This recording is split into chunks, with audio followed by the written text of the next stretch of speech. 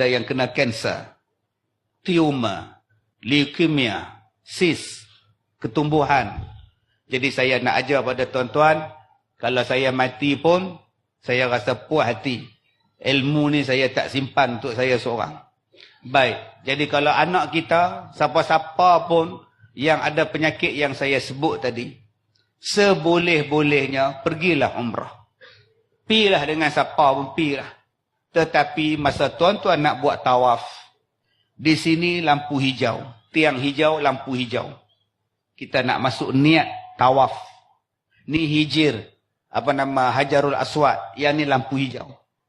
Bila tuan-tuan niat saja tawaf, tuan-tuan mula membaca surah Al-Fil. Alam tara kaifa fa'ala rabbuka bi ashabil fil. Berapa banyak nak baca ustaz? 1000 kali. Sepanjang tawaf. Mana nak habis ustaz? Makcik dapat 100 je ustaz. Tak apa. Lepas sembahyang sunat, tawaf, buat sa'i. Sepanjang 7 kali pusing sa'i tu, keliling patah balik, sambung lagi. Ustaz, makcik dapat 200 baru ustaz. Tak apa, sepanjang makcik duduk di Mekah, 6 hari di Mekah, dalam masjid, dalam hotel, dalam masjid, dalam hotel, baca surah Al-Fil.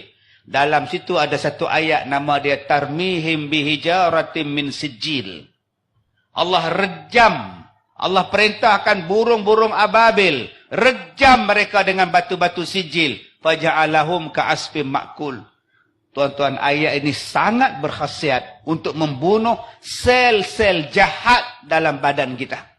Sama ada sel kanser ke, leukemia ke, apa benda ke, buat 1000 kali. Ustaz, saya tak pergi Mekah. Boleh tak saya buat di Padang Serai ni? Boleh tak? Tapi Kaabah tak ada. Tak payah buat Kaabah, makcik. Makcik duduk di rumah, lepas semayang, baca 1000 kali. Nombor 2.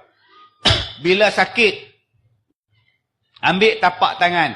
Makcik ada breast cancer. Ambil tapak tangan, letak. Baca, Ya Latif, Ya Latif, Ya Latif, Ya Latif, Ya Latif. Berapa kali ustaz? Kok sukalah. Ya Latif ini, fadilat dia tuan-tuan, meredakan kesakitan, menghilangkan kesakitan. Nama dia painkiller, nama dia. Tak payah nak telan painkiller. Ya Latif, Ya Latif. Jadikan amalan zikir seharian. Nombor 3, yang ketiga. Ni nama dia air minuman. Makcik, pakcik, abang akak yang ada kanser dan sebagainya tadi, nak minum air, ambil air, letak. Nak makan beras, letak beras, letaklah sebuah makanan, bacakan kepada makanan tadi surah Ar-Ra'du. Sampai habis satu surah. Dan makan, minumlah yang kita dah baca dengan surah Ar-Ra'd. Jadikan amalan kita. Tuan-tuan, bulan 8 yang lepas, ada satu perempuan, umur dia 50 tahun. Dia ada kanser di breast dia, dan ada kanser di otak dia. Doktor nak potong buang kanser dia. Doktor nak belah kepala dia. Dia main jumpa saya, dia telefon, minta saya datang melawat dia. Saya pergi. Saya kata, sabar sat dulu kak. Lah ni kak buat macam ni, kak buat macam ni, kak buat macam ni. Sabar sat dulu. Buat kemo dulu kak. Pergi hospital, buat kemo. Tak usah duk belah lagi. Mana nak cari spare part kak kalau kak buang. Buat kemo. Dia sempat buat kemo 3 kali. Dia hantar mesej pada saya 2 minggu lepas. Tuan-tuan, dia kata, Ustaz, alhamdulillah, yang di sini dah tak ada, yang di otak pun dah tak ada. MRI dah buat, CT scan dah buat, tak ada kanser. Saya kata, habis tu, kemo kena buat lagi. Doktor kata, kena buat lagi lah, cukup ke 6 kali. Buatlah, ikutlah cakap doktor. Tapi akak kena buat lagi yang saya sebut, amalkan terus. Tuan-tuan, doktor tanya pada dia, makan ubat kampung kah? Di mana berubat? Nurse main bisik, berubat ke mana? Saya cakap kat dia, kak, bagi tahu kat dia, pak, Quran itu menyembuhkan. Al-Quran itu ubat dan penawar.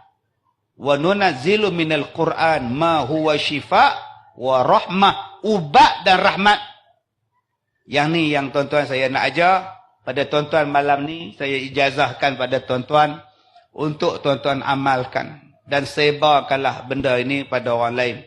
Mudah-mudahan ada manfaat kepada kita.